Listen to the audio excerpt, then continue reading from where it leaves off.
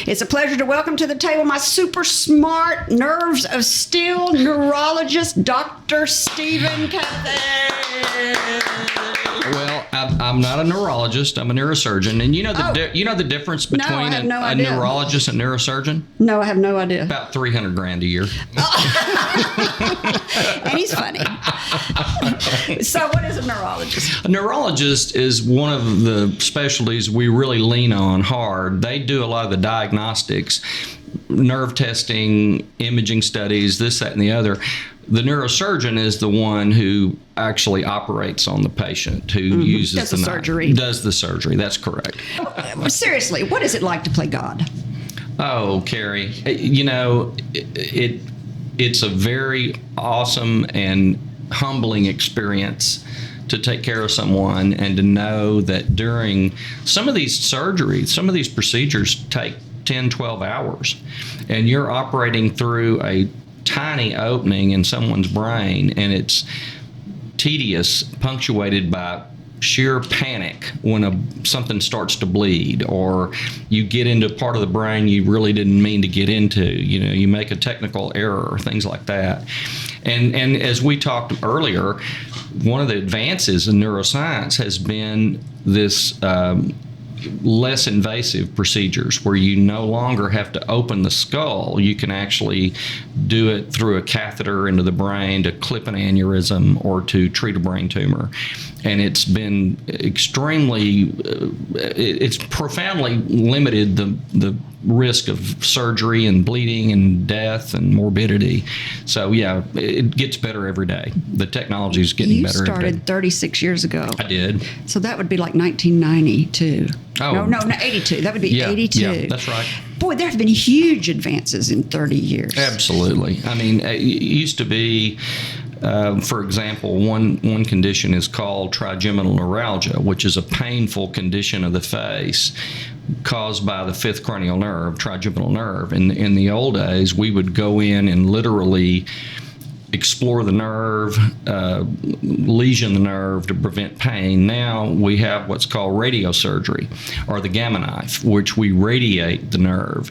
What do you mean you radiate the nerve? You send a high pulse of gamma radiation directed in a very small area around the nerve. And it kills the nerve? It kills the nerve. Well, it kills the painful aspects of the nerve.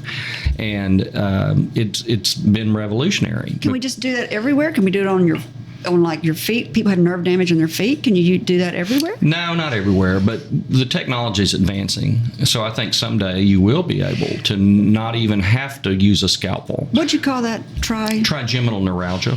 That's pretty common. It is. It's a very painful condition of the face. My daughter has that. Is that right? Okay. She does. She got it from a dental procedure. That's right. Absolutely. That's one of the complications of root canals or dental surgery. She just had a tooth pulled. Yep. And then she kept complaining about it, and I thought, you're just crazy. She had injury to her trigeminal nerve in all likelihood.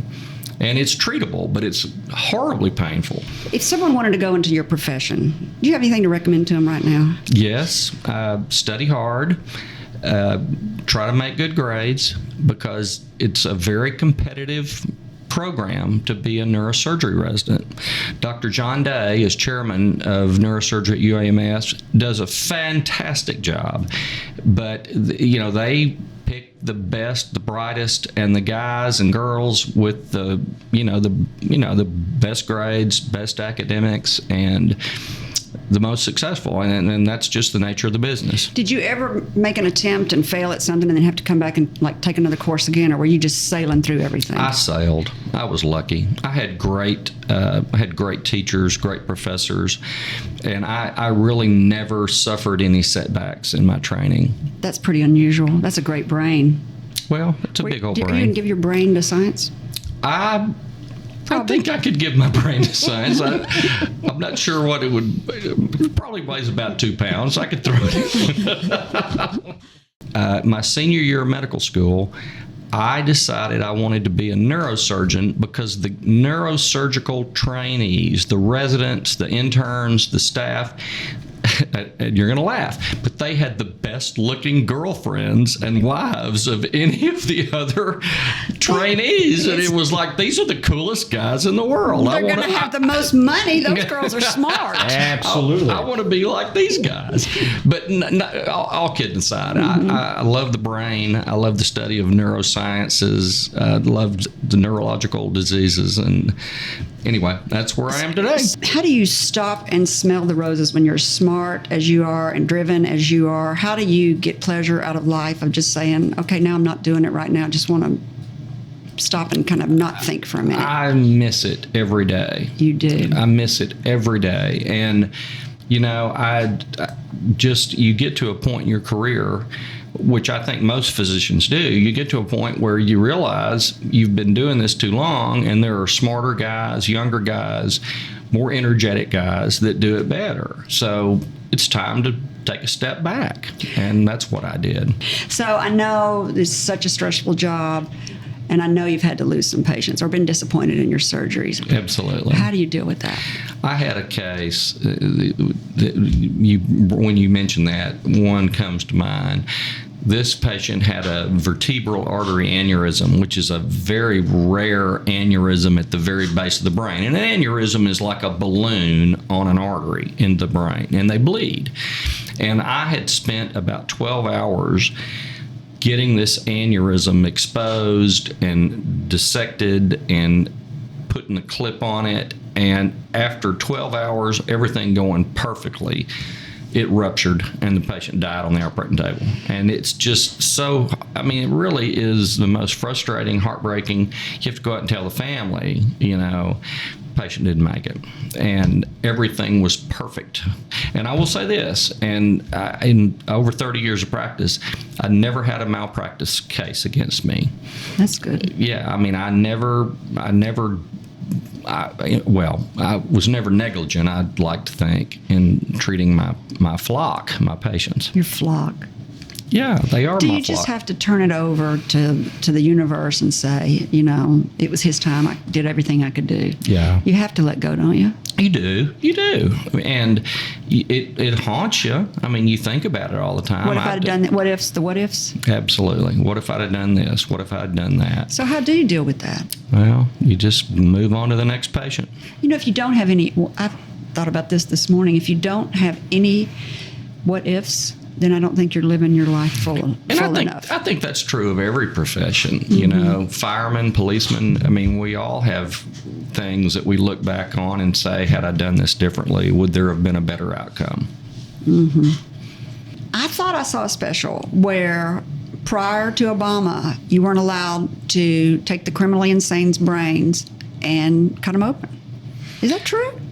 I don't think it had anything to do with President Obama. No, but I think it was politics for some reason. And when I first went into my training back in the early 80s, there was an area kind of quietly discussed about lobotomy, where you would send a patient to a neurosurgeon who did what's called functional neurosurgery, and they would, you know, resect a part of the brain to ostensibly to treat seizures, but in all honesty, what they were trying to do was prevent the patient from, you know, being a sex offender or, you know, being a, you know, quote unquote criminally insane.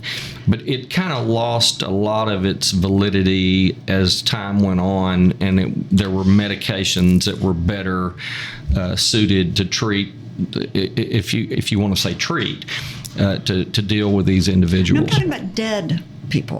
Oh, no. About people who's criminally insane, taking their brain and giving it to science and cutting it open to see if there was something about their brain different from other people's brain. I don't know about that particular type of research. I know that you would have to have a lot of permission. Well, you'd have to have permission from families and what have you to do that. And I'm not really sure how much benefit would be gained by looking at the anatomical sections of a brain of a quote-unquote criminally insane individual. But I know that research has been done.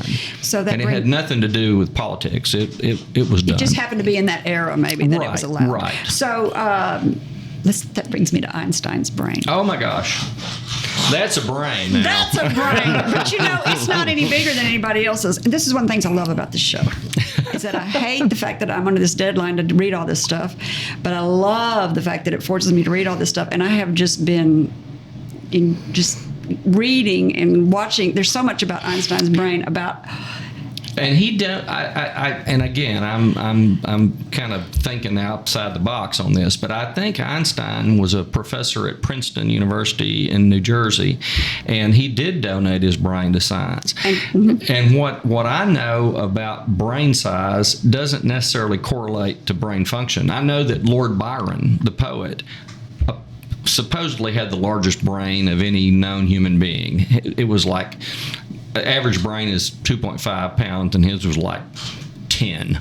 That's a heavy head to carry around. Again, I'm just speaking way off the cuff there, so I don't know.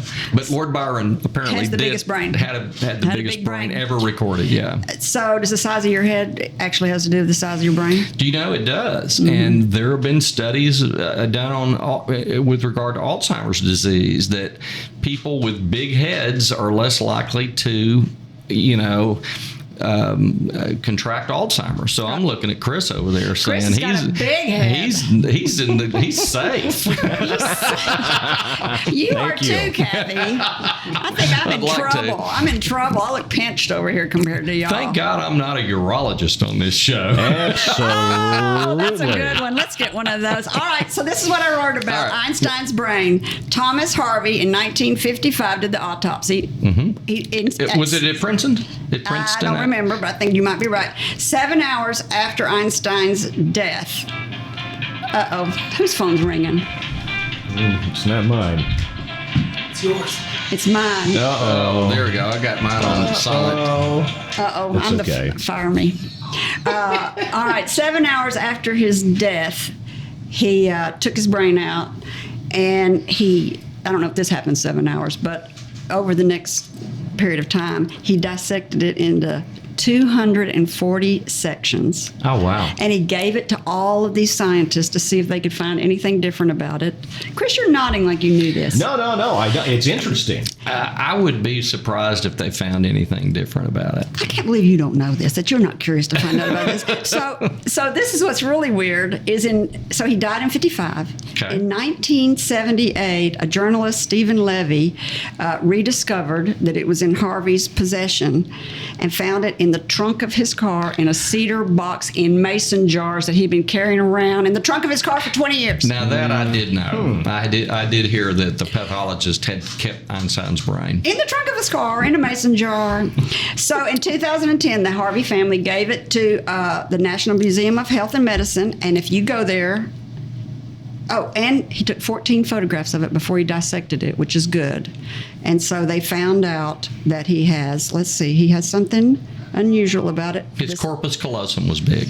What is that? It's the. Are you talking dirty to me? No. Okay. It's the part of the. It's the structure that connects the two hemispheres of the brain. And I just threw that out there. Okay, this is what it is. The missing part. His Sylvian fissure. Sylvian fissure, yeah. Was missing, which made another part of his brain enlarged. That was. I didn't write down what that part was. That would make him have.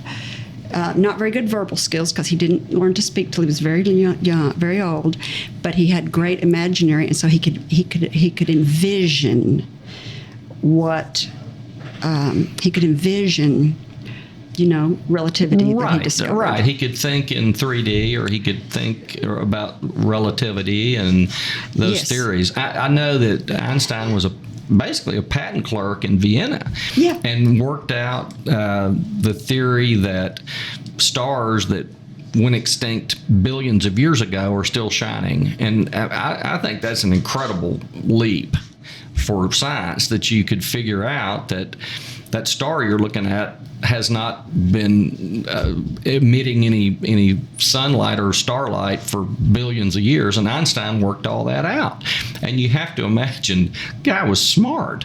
And the other thing about Einstein, he was apparently a very funny guy. Had Yeah. a good sense of humor, and his students loved him, and I think that's important too. You can be a brilliant man, but you also need to be a funny man. I think humor is so important, especially if is. you're teaching.